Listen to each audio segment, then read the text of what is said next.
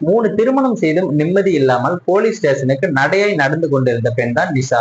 அதே போல 2வது திருமணம் செய்து கொண்ட தன்னுடைய கணவர் மீது காவல்துறையில் புகார் தந்துள்ள லாவண்யா. என்ன நடந்திருக்கு மதுரையில? இதற்கெல்லாம் காரணமானவர் ஜெயபாண்டியன் யாரு? இவர் மீது நிஷா முன்வைத்திருக்கும் குற்றச்சாட்டுகள் என்னென்ன? வாங்க விரிவா பார்க்கலாம். நமது சேனல்ல பாத்தீங்கன்னா தினமும் நடக்கக்கூடிய பல்வேறு விதமான குற்ற சம்பவங்களை குறித்து உடனுக்குடன் செய்திகளை பதிவேற்றம் பண்ணிட்டு வரோம்.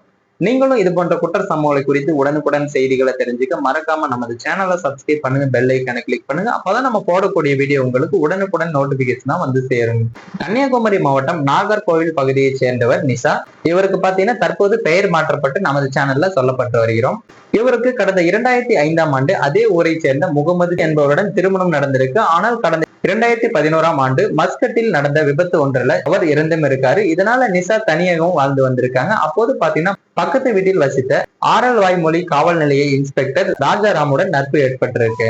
ஒரு கட்டத்துல பாத்தீங்கன்னா இருவர் நெருங்கி பழகிய நிலையில ஜமாத் மூலம் கடந்த 2013ஆம் ஆண்டு நிஷாவை 2வதாக திருமணம் செய்திருக்காரு ராஜாராம்.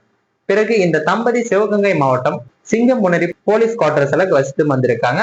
ஆனால் பாத்தீங்கன்னா எஸ்ஐ ராஜாராமுக்கு உயிருக்கு ஆபத்தான நோய் இருப்பதாகவும் இதனால நிஷாவுடன் மகிழ்ச்சியாக இல்லற வாழ்க்கையில் ஈடுபட முடியாமல் இருந்ததாகவும் தெரிவிச்சிருக்காங்க.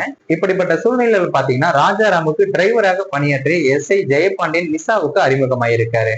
நிறைய உதவிகளையும் நிஷாவுக்கு செய்ய தொடங்கியிருக்காரு. பிறகு பாத்தீங்கன்னா ராஜாராமுடன் நடந்த திருமணம் செல்லாது என்று சொல்லி ஜெயபாண்டியன் நிஷாவை கோவிலில் வைத்து தாலி கட்டி 3வதாக திருமணம் செய்திருக்காரு. 2016 பாத்தீங்கன்னா ஜெயபாண்டியனுக்கு மதுரைக்கு டிரான்ஸ்பர் கிடைச்சிருக்கு. எனவே பாத்தீங்கன்னா ஐராவத நல்லூர்ல வீடு எடுத்து நிஷாவுடன் தங்கி வசித்து வந்திருக்காரு. ஜெயபாண்டியன் எனினும் மற்ற பெண்களுடன் ஜெயபாண்டியனுக்கு தொடர்பும் இருந்திருக்கு.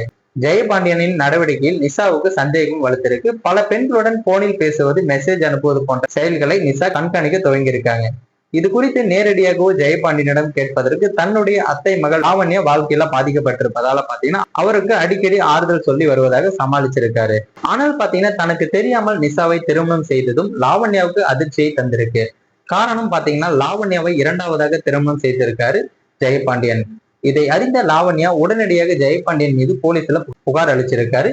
இதனிடையே ஜெயபாண்டியன் தன்னை அடித்து கொடுமைப்படுத்துவதாக கூறி மதுரை கமிஷனர் ஆபீஸ்ல நிஷா புகாரும் அளிச்சிருக்காரு. அப்போது பாத்தீங்கன்னா ஜெயபாண்டியன் தண்ணி அடித்து விட்டு என்னை கொடுமைப்படுத்துகிறார், என்னுடைய சொத்துக்கள் நகைகள் பணத்தை அபகரித்து விட்டார், என்னுடைய சொத்துக்களில் 35 லட்சம் மதிப்புள்ள வீடு, 20 சவரன் நகைகள், வெளிநாட்டு இன்சூரன்ஸ் தொகையை அபகரித்து விட்டார், தகாத உறவில் ஈடுபடுமாறு மிரட்டுகிறார், தன்னுடைய போலீஸ்கார நண்பர்களை அழைத்து வந்து பழக வற்புறுத்துகிறார், இதன் மூலம் என்னை தற்கொலைக்கு தூண்டினார் என்றெல்லாம் மதுரை மாநகர காவல் ஆணையர் அலுவலகத்துல நிஷா புகாரும் அளிச்சிருக்காரு. ஜெயபாண்டியன் மீது புகாரை தருவதற்காக நிஷா போலீஸ் ஸ்டேஷனுக்கு சென்ற போது லாவண்யா ஜெயபாண்டியன் 2வது திருமணம் செய்தது நிஷாவுக்கு தெரிய வந்து அதிர்ச்சி அடைந்திருக்காரு. இப்போது காதல் திருமண மோசடி விவகாரம் போலீஸ் ஸ்டேஷன் வரை வந்துள்ள நிலையில விசாரணை ஆரம்பமாகியிருக்கு. நிஷாவோட தன்னுடைய நண்பர்களை நெருக்கமாக பழகிவிட்டால் அதை வைத்து நிஷாவை லாக் செய்து விடலாம், தன்னுடைய விஷயத்துல குறுக்கிட மாட்டாங்க என்றெல்லாம் கணக்கு போட்டிருக்காரு ஜெயபாண்டியன். ஆனால் போலீஸ் வரை 2 பெண்களும் செல்வார்கள் என்று அவர் எதிர்பார்க்கல.